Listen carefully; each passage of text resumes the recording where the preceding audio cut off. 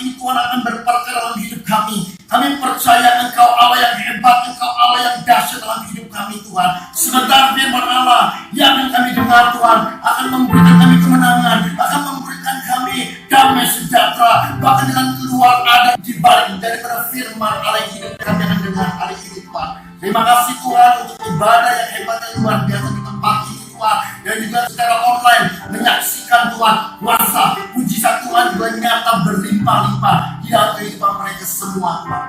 Dan hari ini hamba mau berjanji hadapan Tuhan, hamba menuju jemaat Tuhan, hanya firman Allah yang hidup, yang benar dan yang sempurna yang hamba berikan. Di dalam nama Bapa dan Roh Kudus, di dalam nama Tuhan Yesus Kristus, dan katakan amin.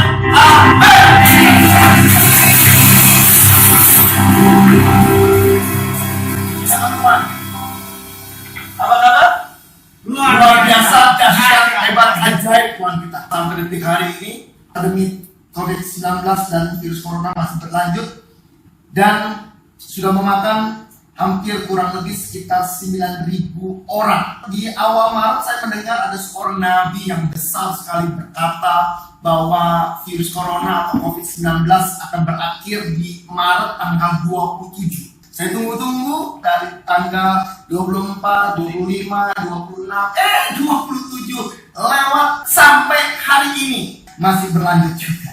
Ada beberapa hamba-hamba Tuhan bukan bersatu ya, malah berdebat. Saudara, saya percaya bahwa COVID-19 atau virus corona akan berakhir dengan bersatunya gereja Tuhan dan hamba-hamba Tuhan ya, dengan mencari wajahnya Tuhan, dengan berseru kepada Dia, berbalik arah. Saudara, saya terlalu yakin bahwa virus corona atau COVID-19 kita akan lalui semuanya. Gereja harus bersatu, hamba Tuhan harus menjadikan tangan, jemaat Tuhan harus berdoa untuk bangsa dan juga negeri kita tercinta, Indonesia. Coba kita lihat dulu Yud 2 Tawari 7 ayatnya ke-14.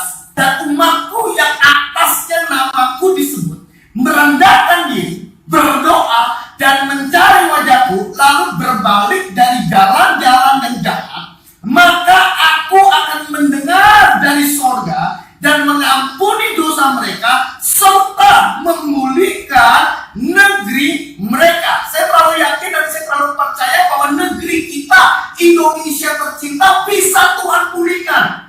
Ada syaratnya. Syaratnya firman Tuhan mengatakan yang pertama adalah dan umatku yang atas namaku disebut merendahkan diri. Hari ini yuk gereja harus bersatu.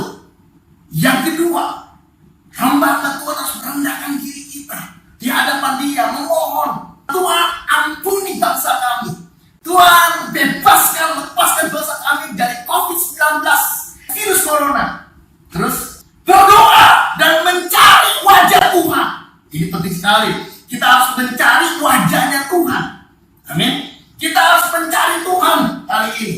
Karena firman Tuhan berkata juga pada suatu hari nanti kita udah tidak bisa mendengar suara Tuhan. Maka itu hari ini kita masih bisa mendengar suara Tuhan, masih bisa mendengar firman Allah. Ayo kita dengar firman Allah dengan sebaik mungkin. Karena di balik kepada firman Allah ada pesan-pesan Tuhan yang tersembunyi, yang dikhususkan untuk hidup kita. Hari ini baik itu yang beribadah online, dimanapun juga, ayo kita mau mendengar suaranya Tuhan. Kita mau mendengar firman Allah. Ya, lalu berbalik dari jalan-jalan yang jahat, maka akan mendengarkan dari surga. Berbalik ada sebuah pertobatan. Sebagai seorang hamba Tuhan pasti juga ada kelemahan, ada hal-hal yang kita perlu diperbaiki dalam hidup kita. Nah, bersatunya gereja Tuhan dengan hamba-hamba Tuhan, saya terlalu yakin dan saya terlalu percaya di sana kemuliaan Tuhan dinyatakan dalam hidup kita sebagai orang percaya. Maka aku akan mendengar dari surga dan mengampuni dosa mereka serta memulihkan negeri mereka. Dipulihkan negeri kita ketika kita berbalik dari jalan-jalan yang salah, berdoa, berseru kepada Tuhan, mencari wajahnya Tuhan. Ada firman bicara doa, bersatunya gereja Tuhan dengan hamba-hamba Tuhan. Saya terlalu yakin Tuhan pasti akan pulihkan negeri kita tercinta, Indonesia. Bukan hanya Indonesia saja, karena yang kena pandemi dari COVID-19 juga seluruh dunia Tuhan akan pulihkan. Ekonomian, bisnis, budaya seluruhnya dipulihkan sama Tuhan.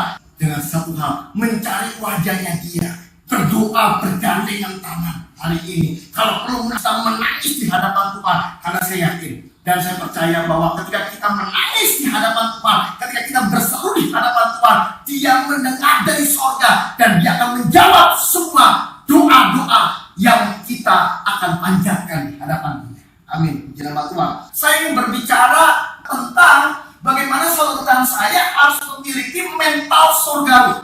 Karena kalau kita tidak memiliki mental surgawi, mental kita gampang sekali rapuh, mental kita gampang sekali down, mental kita gampang sekali dibimbangkan oleh keadaan dunia ini. Maka itu hari ini saya rindu supaya saudara saya punya mentalitas kerajaan Allah, the heaven mentality. Kejadian 26 ayat yang pertama sampai ayat yang ketiga. Coba kita lihat. Demikian firman Tuhan. Maka timbullah kelaparan di negeri itu. Ini bukan kelaparan yang pertama yang telah terjadi dalam zamannya Abraham. Berarti pada waktu zamannya Abraham pernah terjadi sebuah kelaparan, saudara. Jadi ini bukan kelaparan yang pertama. Mungkin pada zamannya Ishak ini adalah sebuah kelaparan yang kedua atau mungkin yang ketiga. Sebab itu Ishak pergi ke Gerar kepada Abimelek, raja orang Filistin. Untuk apa? Untuk meminta bantuan. Yang pertama saya ingin ingatkan kita, siapapun Anda hari ini, baik itu pendeta, baik itu pendekar sekalipun juga, maaf, kelaparan bisa terjadi, bisa menimpa siapapun juga. Karena kelaparan tidak punya pintu permisi dalam hidup kita. Sebentar ya, saya ingin menginfeksikan kamu, saya ingin datang kepada kamu. Kelaparan tidak punya pintu. Kelaparan bisa terjadi sama siapapun juga. Hari ini di Indonesia terjadi COVID-19, virus corona. Banyak yang terjadi ini, hampir kurang lebih sekitar 8.000 orang yang ada di Indonesia. Mungkin datanya mungkin bisa lebih. Tapi satu hal, Ishak juga terjadi, negeri itu kelaparan yang melanda dia. Bahkan firman Tuhan bilang ini bukan kelaparan yang pertama, tapi Ishak tidak mengalami kelaparan itu, negerinya mengalami kelaparan. Kenapa? Karena Ishak ada perjanjian yang dijanjikan sama Tuhan bahwa oleh hidupmu engkau akan diberkati dan menjadi berkat untuk banyak orang. Saudara saya juga sama. Anda ada di wabah COVID-19 dalam pandemi COVID-19 ini, tetapi firman Tuhan bilang Anda hanya menonton saja. Amin. Tapi engkau tidak kena. Kenapa? Karena engkau dijaga, engkau dilindungi, engkau di-cover sama Tuhan. Amin. COVID-19 bisa terjadi, bisa menyerang, bisa datang ke negeri kita. Tetapi saudara saya tidak mengalaminya. Kelaparan terjadi, bangsanya Ishak, tapi Ishak dijaga, dilindungi sama Tuhan. Ishak tidak apa. COVID-19, virus corona bisa terjadi di negeri kita, datang di negeri kita tanpa permisi. Kalau udah datang susah usirnya. Tapi satu hal, Anda dalam keadaan baik, sehat sempurna, tidak terinfeksi, tidak terjangkiti, bahkan maaf, mati bukan karena COVID, karena Tuhan menentukan hidupmu, tapi mati karena engkau dipanggil sama Bapa di sorga. Gak perlu takut. Kematian urusannya Tuhan. Maaf, bukan karena COVID-19 atau virus corona. Sebab itu Ishak pergi ke Gerar kepada Abimelek, raja orang Filistin, ke negeri di mana yang tidak ada kelaparan. Ini mental orang yang takut sekali.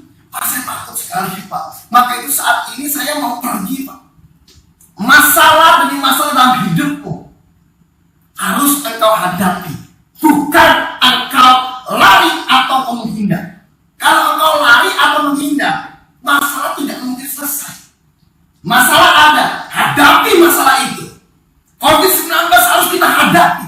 Maka itu maaf, Presiden Jokowi kemarin bilang, ya conference, kita bukan sedang melawan COVID-19 atau virus corona di negeri kita ini, tapi kita sedang melawan rasa cemas dan rasa takut yang berlebihan.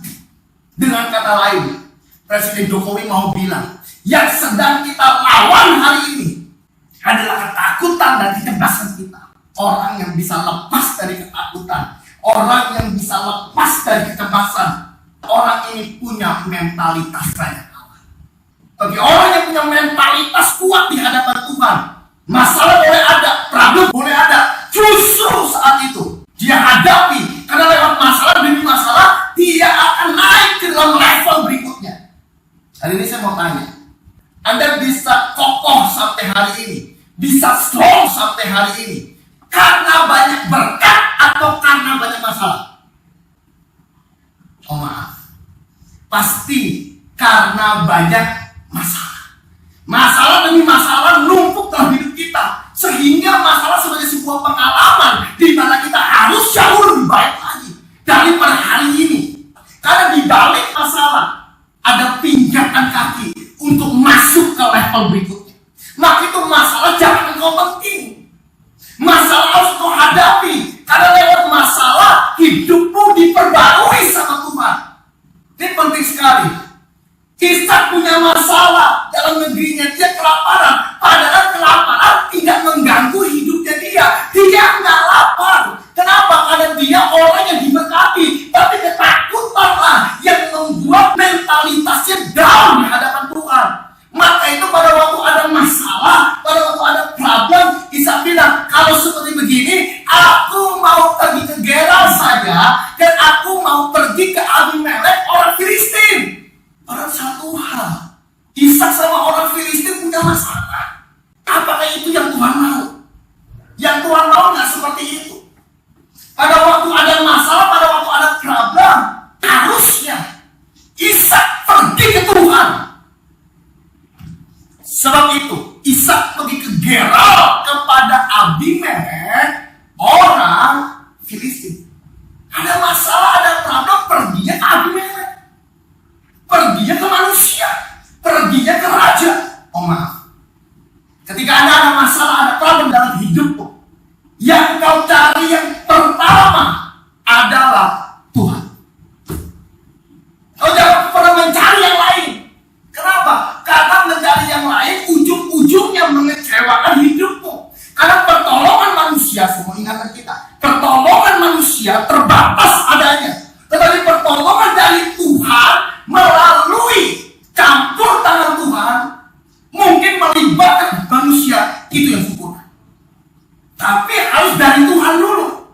Kalau tidak dari Tuhan, mengecewakan. Ayat yang kedua coba kita lihat.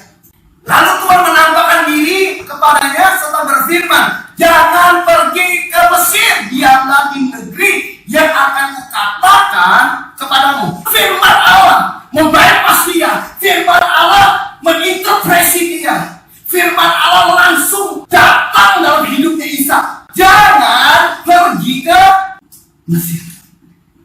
Mesir berbicara tentang masa lalumu. Pada waktu engkau ada masalah, ada problem, jangan pergi ke masa lalumu. Masa lalumu harus ditutup. Mesir berbicara tentang perbudakan, Mesir berbicara tentang hal-hal yang tidak baik dalam hidup kita. Tutup semuanya. Dan banyak orang punya masalah, punya problem, yang dia kontak adalah masa lalunya dia. Jangan baik-baik. Jangan pergi ke Mesir. Stop Ishak. Kenapa? Karena jalanku bukan untuk ketemu sama manusia, tapi pertolongan datangnya dari atas, pertolongan datangnya dari Tuhan secara langsung, bukan dari manusia.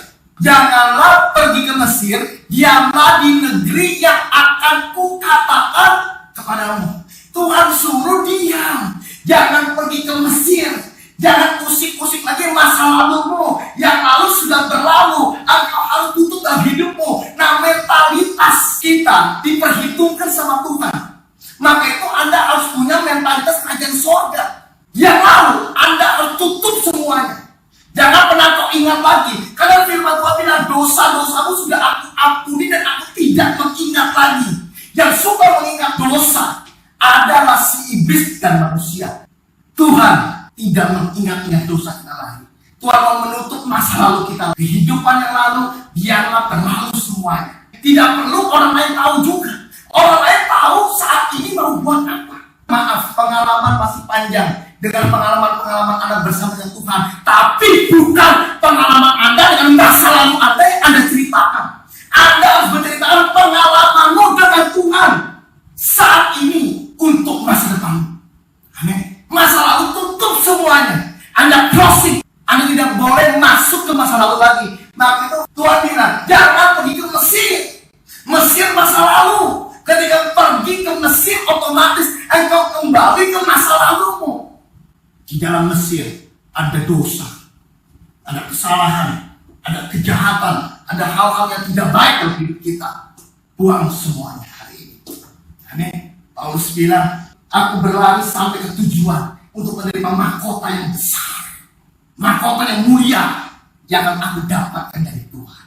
Maka kita harus punya sebuah sudut pandang yang baik, memandang hal-hal yang baik yang benar di hadapan Tuhan. Tuhan tidak pernah menciptakan mata di belakang untuk melihat masa lalu kita. Tuhan menciptakan mata kita di depan untuk melihat kemuliaan kuasa mujizatnya dengan masa depan yang penuh dengan harapan. Amin. Ini yang penting dalam hidup kita sebagai orang-orang yang percaya. Jangan pergi dan diam. Terkadang kita nggak bisa diam. Punya masalah, punya problem, kita masih mikirin Mesir. Otak kita ini masih berjalan terus. Punya masalah di dalam keuangan, di dalam bisnis, di dalam pekerjaan, di dalam apapun juga. Firman Tuhan bilang, jangan pergi ke Mesir. Jangan berharap sama siapapun juga, tapi berharap sama aku. Dan diamlah. Ini yang paling sulit untuk diam. Karena pikiran kita terus-menerus akan mencari jalan keluarnya seperti apa. Yuk hari ini yuk, Tuhan bilang kita harus diam di hadapan Tuhan. Kenapa hari ini kita work from home, school from home, tenang di rumah saja, diam di rumah saja jauh lebih baik. Mengapa? Supaya satu, kita bisa diam tenang di bawah kaki Kristus. Kita bisa berdoa, kita bisa mencari wajahnya Tuhan. Apa yang Tuhan mau atas hidup saya. Ini begitu sangat penting dalam hidup kita. Amin. Jangan pergi ke Mesir. Diamlah Ishak. Dan Ishak turut itu. Coba kita lihat ayat yang ketiga. Tinggallah di negeri ini sebagai orang asing, maka aku akan menyertai engkau dan akan memberkati engkau. Firman Tuhan jelas sekali mengatakan bahwa diamlah. Jangan pergi kemana-mana. Meskipun di negeri terjadi kelaparan, tetapi engkau tidak lapar. Ini penting sekali. Meskipun di negerimu terjadi pandemi COVID-19, tapi engkau tidak kena COVID-19. Stop semua pikiran-pikiran kita yang membuat hari ini bagaimana bisa menolong hidup saya. Maaf, pertolongan saya mengingatkan kita dari Tuhan, bukan dari pikiranmu. Banyak orang Kristen salah sekali. Dia mengira bahwa pertolongan asalnya dari pikiran dia. Apa yang dia pikirkan, kalau dia pintar, pertolongannya pasti bisa mengerjakan sesuatu yang sempurna. Maaf, salah total. Pertolongan datangnya, hadirnya hanya dari Tuhan. Pada waktu engkau diam, tinggal di negeri ini sebagai orang asing, maka aku akan menyertai engkau dan memberkati engkau. Yang disertai engkau, firman Tuhan nggak seperti begini, aku akan menyertai perbuatan engkau. Enggak. Apa yang kita lakukan nggak disertai sama Tuhan. Tapi yang disertai sama Tuhan adalah saudara saya. Nah, kita firman Tuhan bilang, aku akan menyertai engkau. Jadi nggak usah berbuat apa-apa dulu. Kenapa? Karena Tuhan menyertai kita sebagai manusia, bukan karena perbuatan yang kita lakukan. Ini berbeda sekali. Ya, menyertai perbuatan sama menyertai kita. Kita disertai sama Tuhan, manusianya yang disertai sama Tuhan. Amin. Otomatis segala perbuatannya pun disertai sama Dia. Bukan karena perbuatan kita, Tuhan sertai kita. Jadi nggak usah berbuat apa-apa dulu. Kenapa? Karena Tuhan menyertai kita sebagai manusia, bukan karena perbuatan yang kita lakukan. Tapi Tuhan menyertai kita lebih dulu. Lewat apa yang disertai sama Tuhan, kita berbuat sesuatu yang baik di hadapan Tuhan dan memberkati engkau. Yang diberkati bukan penghasilan kita. Yang diberkati adalah engkau, yaitu saudara saya. Dengar baik-baik. Yang diberkati itu bukan penghasilan engkau, tapi yang diberkati adalah engkau, yaitu saudara saya. Kalau engkau yang diberkati, pasti penghasilanmu dahsyat luar biasa. Tapi kalau Tuhan memberkati penghasilan kita, belum tentu memberkati kita. Makanya itu firman Tuhan bilang, aku memberkati engkau. Manusia yang diberkati, penghasilan tidak pernah diberkati sama Tuhan. Justru penghasilan adalah akibat dari kita diberkati. Oleh karena kita diberkati, kita punya sebuah penghasilan. Maka itu kita adalah anak-anak berkat. Kita yang diberkati, bukan penghasilan kita. Kita disertai sama Tuhan dan kita diberkati sama Tuhan. Yuk hari ini yuk kita diam di hadapan Tuhan. Ini mentalitas, ini yang kita harus tahu. Dan firman Tuhan bilang, diam dulu, tenang dulu. Untuk apa? Supaya kita bisa berdoa, supaya kita bisa memuji menyembah Tuhan, supaya kita bisa connect dengan Tuhan, punya mentalitas kerajaan surga.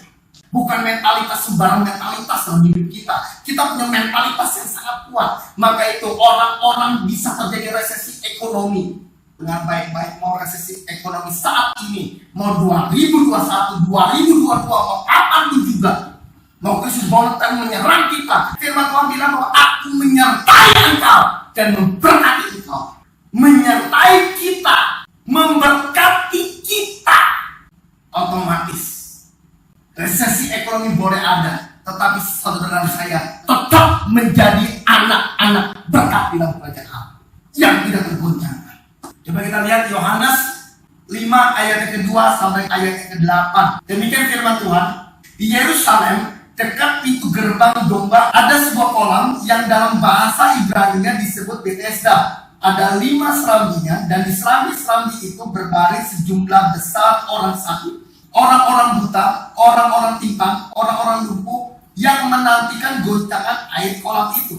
Sebab sewaktu-waktu turun malaikat Tuhan ke kolam itu dan menggoncangkan air itu, barang siapa yang terdahulu masuk di dalamnya, sesudah goncangan air itu menjadi sembuh apapun juga penyakitnya. Ayat yang kelima, di situ ada seorang yang sudah 38 tahun sakit. Jadi ada orang yang sudah 38 tahun sakit. Ayat yang ke-6, ketika Yesus melihat orang itu berbaring di situ, dan karena ia tahu bahwa ia telah lama dalam keadaan itu, berkatalah ia kepadanya, maukah engkau sembuh? Ayat yang ke-7, jawab orang sakit itu kepadanya, Tuhan, tidak ada orang yang menurunkan aku ke dalam kolam itu apabila airnya mulai goncang. Dan sementara aku menuju kolam itu, orang lain sudah turun mendahului aku. Ayat yang ke-8, kata Yesus kepadanya, bangunlah, angkatlah tilammu dan berjalanlah. Jadi ini adalah sebuah kisah orang yang sudah 38 tahun menderita sakit ada di kolam Bethesda. Dan kolam Bethesda yang kita tahu adalah kolam dengan goncangan air dapat menyembuhkan apapun juga penyakitnya. Nah, pada waktu itu Yesus ketemu sama orang 38 tahun yang sedang sakit ini. Yesus tanya, kamu gak mau sembuh? Langsung orang ini curhat sama dia. Nah, ini orang punya sebuah mentalitas mentalitas yang menyerah, mentalitas yang drop. Tuhan, gak ada orang yang menolong aku. Pada waktu airnya mulai goncang, tidak ada orang yang membawa aku. Pada waktu air sudah goncang, tidak ada orang yang mempedulikan aku. Tidak ada orang yang mendekati aku, yang tanya sama aku, mau tidak diangkat. Tidak ada seperti itu. Dengan baik-baik. Yang pertama, orang ini punya mentalitas untuk ditolong sama orang. Maaf, Anda jangan pernah punya mentalitas berharap sama manusia atau menerima pertolongan dari manusia. Pertolongan dari manusia, saya mau katakan, terbatas dan ada batasnya dan tidak sempurna. Orang ini mentalitasnya drop, mentalitasnya jatuh. Mengapa?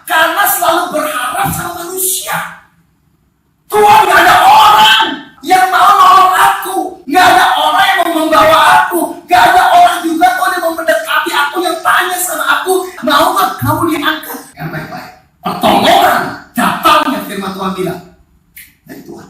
Sempurna dalam hidup kita. Maaf, hari ini Anda bukan punya mentalitas pengemis. Mentalitas yang selalu minta bantuan orang. Pak, tolong saya, Pak. Tolong saya. Kalau nggak ditolong saya bisa mati. Tolong saya, Pak. Kalau nggak ditolong saya bisa drop. Dengar baik-baik. Pertolonganmu berasal dari Tuhan. Jangan pernah berharap sama manusia, tapi kau harus berharap sama Tuhan. Sempurna dalam hidup kita. Mazmur 121 ayat yang pertama sampai ayat yang kedua. Demikian firman Tuhan. Nyanyian ziarah, aku melayangkan mataku ke gunung-gunung, dari manakah datang pertolongan. Ini Daud dalam proses dia sedang tertekan, dia sedang terhimpit. Coba kita lihat ayat yang kedua. Pertolonganku ialah dari Tuhan yang menjadikan langit dan bumi. Yang melihat bahwa yang menciptakan gunung, yang menciptakan langit itu siapa? Daud tidak fokus kepada apa yang dia lihat, tapi Daud fokus siapa yang menciptakan itu. Pertolongan datang dari sana, Tuhan. Pak, saya kalau nggak ditolong sama si Abeng, Pak, aduh, udah mati. Karena saya ditolong sama si Abeng, Pak, ini salah sekali. Si Abeng ciptaan siapa? Daud lihat ada gunung yang besar sekali, sampai dia bilang, pertolonganku datangnya dari siapa? Apakah gunung yang besar itu? Dia langsung fokus. Loh, yang buat gunung siapa? Ini yang aku harus kejar. Kita harus kejar yang buat gunungnya. Kalau hari ini saya bisa menolong, Anda bukan kejar saya yang bisa menolong, tapi yang menciptakan saya sampai detik hari ini siapa? Allah. Yesus namanya. Kejarnya. Kalau engkau kejar saya salah. Engkau harus kejar Tuhannya. Amin. Matahari, bulan, bintang begitu indah, begitu luar biasa. Kita bilang, siapa yang bisa menolong aku? Matahari, bulan mungkin bisa menolong Anda, tapi ngapain Anda fokus sama mataharinya? Anda fokus sama pencipta matahari, pencipta gunung, pencipta bulan, pencipta langit dan bumi. Itu yang Anda harus kejar. Pertolonganku ialah dari Tuhan yang menjadikan langit dan bumi. Amin.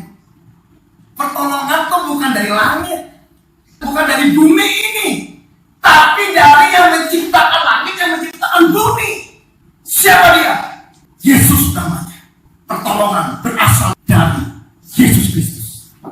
Mau hari ini bisnismu sedang resesi, mau hari ini sedang kekurangan, sedang kemiskinan, sedang mengalami apapun juga, problem dalam hidupmu apapun juga, yang kau cari bukan pendeta, bukan hamba Tuhan, bukan gereja, patung-patung, berhala-berhala dalam hidup kita, tapi yang kau cari harus Tuhannya yang menciptakan itu semua.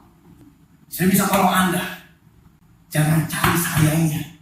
Yang menciptakan saya Anda cari. Gereja bisa megah, bisa bagus, ada presence worship yang luar biasa. Jangan cari gerejanya, jangan cari pernak-pernik gerejanya, tapi cari siapa yang membuat itu semua. Tuhan. Virus corona, saya mau katakan bisa sembuh. Maaf, firman Tuhan bilang segala makhluk tunduk di bawah kaki dia. Mau virus corona pun tunduk di bawah kaki dia. Pertolonganku datangnya dari Tuhan yang menciptakan langit dan bumi. Anda tidak perlu sembah langitnya, Anda nggak perlu sembah buminya. Apa yang ada di bumi dan apa yang ada di langit, Anda tidak boleh sembah. Baik itu matahari, bulan, bintang, apapun juga, Anda tidak boleh sembah itu. Kenapa? Karena Anda harus menyembah pembuat langit, pembuat bumi yang Anda sembah. Siapa dia? Yesus namanya yang Anda boleh sembah. Pembuatnya yang menciptakan, bukan hasil ciptaan. Kalau Anda menyembah hasil ciptaan, itu berhala. Berhala adalah hasil ciptaan. Anda harus menyembah kepada Allah yang menciptakan langit dan bumi. Yang kedua, 1 Raja-Raja 17 ayat yang ke-10 sampai dengan ayat yang ke-13. Demikian firman Tuhan. Sesudah itu ia bersiap lalu pergi ke Sarfat. Setelah ia sampai ke pintu gerbang kota itu, tampaklah di sana seorang janda sedang mengumpulkan kayu api.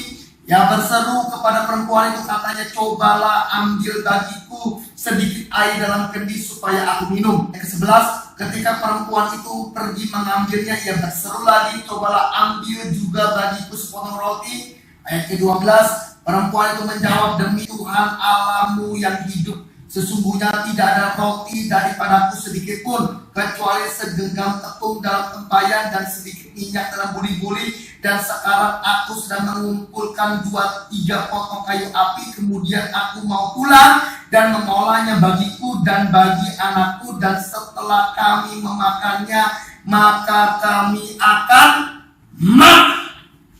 Mentalitas si janda ini, pada waktu terjadi kelaparan, terjadi kemiskinan, kekurangan dalam hidupnya, cuma ada mati, dan mati. Maka itu tidak heran sekali Perdana Menteri, perawat, orang-orang yang terinfeksi corona, pikirnya cuma satu, mati, dan mati saja. Kenapa? Mentalitasnya. Masalah boleh ada, Anda harus hadapi. Bukan dengan kata, aduh kalau seperti begini, mendingan saya mati saja. Nggak bisa mengatasi, bukan malah berjuang. Tapi dia bilang, mendingan mati aja udah. Hati-hati, saudara. Ini mentalitas kedua. Yang pertama, minta tolong sama orang, ngemis pertolongan. Yang kedua, aduh kalau seperti begini udah saya mati saja, udah gak ada harapan lagi, mendingan mati saja. Kembali kita lihat Elia coba, ayat ke-13. Tetapi Elia berkata kepadanya, jangan takut. Elia gak mikirin mati, si janda mikirin mati. Janda mengalami kelaparan, yes. Kekurangan, yes. Kemiskinan, yes. Elia pun mengalami hal yang sama. Ada kelaparan, kemiskinan dialami oleh Elia juga. Hal yang sama, tetapi reaksinya, responnya, mentalnya berbeda. Di tengah-tengah masalah, di tengah-tengah problem dalam hidupnya, Elia berkata, jangan takut, pulanglah. Buatlah seperti yang kukatakan, tetapi buatlah terlebih dahulu bagiku sepotong roti bundar kecil daripadanya, dan bawalah kepadaku, kemudian barulah kau buat bagimu dan juga bagi anakmu. Berarti satu, berkatnya berlimpah-limpah, tidak jadi mati. Karena Elia tahu, Allahnya mencukupi semua kebutuhannya. Karena Elia tahu, dia punya Allah yang besar, tidak mati. Dia tahu bahwa Allahnya akan menghidupkan dia. Dan apa yang mati, dibangkitkan kembali sama dia. Elia tidak percaya tentang kematian. Billy Graham luar biasa. Dia berpesan sama anaknya, kalau papi mati, kamu adalah satu-satunya orang yang tidak boleh percaya bahwa papi akan mati. Kenapa? Karena di balik kematian ada kehidupan yang kekal. Jadi Graham mau membuat anaknya yakin bahwa papi tidak mati, papi hanya pulang ke rumah Bapa. Karena dia Allah yang bisa membangkitkan apapun juga. Yohanes 11 ayat yang ke-25 sampai dengan ayat yang ke-26. Ya, demikian firman Tuhan. Jawab Yesus, akulah kebangkitan dan kehidupan, barang siapa percaya kepadaku, ia akan hidup walaupun ia sudah mati. Nah, firman Tuhan bilang bahwa barang siapa percaya kepadaku, meskipun dia sudah mati, baik mati secara fisik, termasuk hari ini, bisnismu, pekerjaanmu, hidupmu mati, kesehatanmu mati. Firman Tuhan bilang, akulah kebangkitan dan kehidupan, dan aku akan menghidupkan kembali. Ke-26. Dan setiap orang yang hidup dan yang percaya kepadaku tidak akan mati untuk selama-lamanya. Percayakah engkau akan hal ini? Firman Tuhan bilang bahwa setiap orang yang hidup dan yang percaya kepadaku tidak akan mati.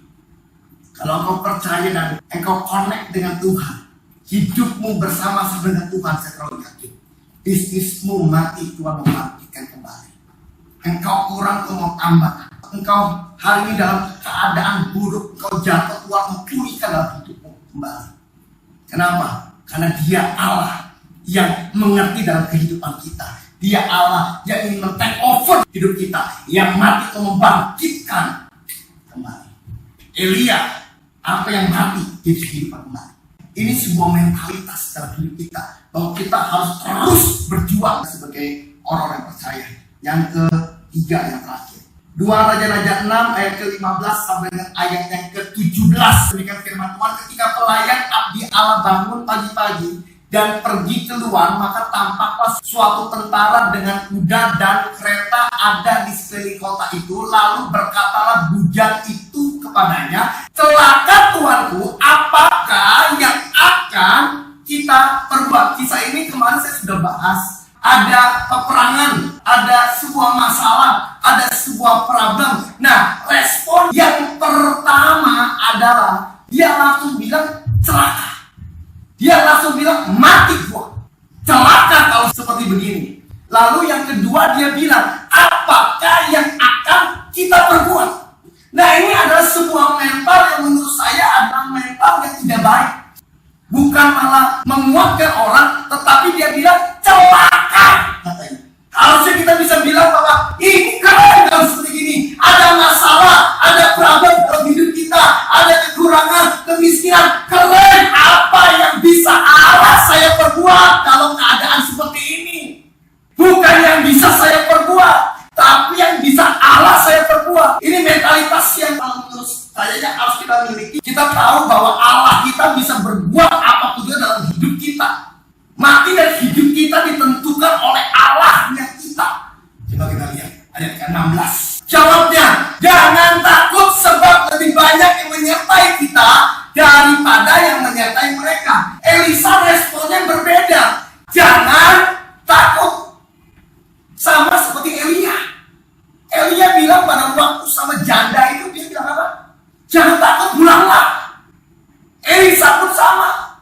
Dia bilang, jangan takut, sebab lebih banyak dari yang menyertai kita daripada yang menyertai mereka. Kita udah diserang kiri, kita udah diserang kanan, kita udah diserang di pinggir, di kanan dan lain-lain semuanya. Apa yang akan kita bisa perbuat? Elisa bilang, jangan takut, sebab lebih banyak yang menyertai kita daripada yang menyertai mereka. Ayat 17. Lalu berdoalah Elisa, ya Tuhan, bukalah kiranya matanya supaya ia melihat. Maka Tuhan membuka mata bujang itu sehingga melihat, tampaklah gunung itu penuh dengan kuda-kuda dan kereta berapi di sekeliling Elisa. Elisa punya sebuah mental pemenang, punya mental kerajaan Allah, yang dia melihat bahwa Allah saya sudah meng-cover saya, Allah saya sudah memberkati saya, Allah saya sudah menyembuhkan saya, Allah saya sudah menyertai saya. Bahkan yang menyertai saya lebih banyak daripada yang menyertai mereka semua. Itu yang Elisa lakukan. Maka itu pada waktu dibuka, wow, ini luar biasa. Harusnya respon yang pertama bukan dia bilang celaka Tuanku, apa yang akan kita perbuat. Justru harusnya keren kalau seperti ini. Allah kita pasti bisa melakukan hal-hal yang hebat luar biasa Elisa. Kalau celaka itu mentalnya adalah mental drop, mentalnya adalah mental orang biasa. Tapi kita punya mental orang-orang yang hebat. Kita punya mental kerajaan Allah, yang pada waktu ada masalah, ada problem, bisa bilang, keren, Tuhan bisa lakukan jauh lebih hebat. Ini yang harus kita lakukan dalam hidup kita. Karena yang menyertai saya ternyata lebih banyak. Di dalam peperangan, itu paling penting adalah yang menyertai kita siapa. Yang menyertai kita kalau Tuhan tanpa batas, tidak perlu takut dalam hidup kita. Yang Tuhan lakukan, yang Tuhan sudah sertai dia, begitu sangat banyak, luar biasa. Allah yang engkau sembah bisa mengubah apapun juga menjadi kebaikan, menjadi kehebatan, kedahsyatan dia yang luar biasa. Nehemia 13 ayat yang kedua. Demikian firman Tuhan, karena mereka tidak menyongsong orang Israel dengan roti dan air, malah mengupah Bileam melawan orang Israel supaya dikutukinya. Tetapi Allah kami mengubah kutuk itu, mengubah sakit penyakit itu, mengubah penderitaan, mengubah kekurangan, mengubah hal-hal yang buruk dalam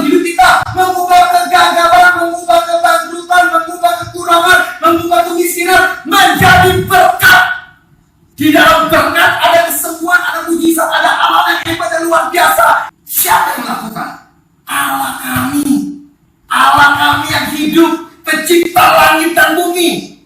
Fokusnya kepada Allah, kepada Yesusnya, bukan fokus terhadap hidup kitanya. Karena dia yang bisa mengubah kehidupan kita. Ayo, hari ini kita harus tahu bahwa kita punya sebuah mental yang kuat di hadapan Tuhan, yaitu mental kerajaan Allah yang tidak bergoncangkan. Amin.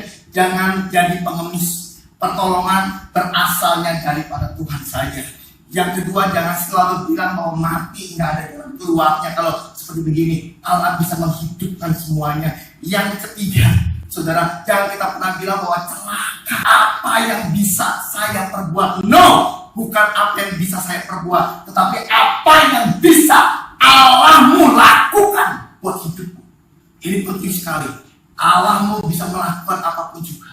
Ayo perkuat lagi iman kita. Roma 4 ayat ke-18 sampai ayat ke-21. Demikian firman Tuhan. Sebab sekalipun tidak ada dasar untuk berharap, namun Abraham berharap juga dan percaya bahwa ia akan menjadi bapa banyak bangsa. Demikian banyaknya nanti keturunanmu. Ayat yang ke-19.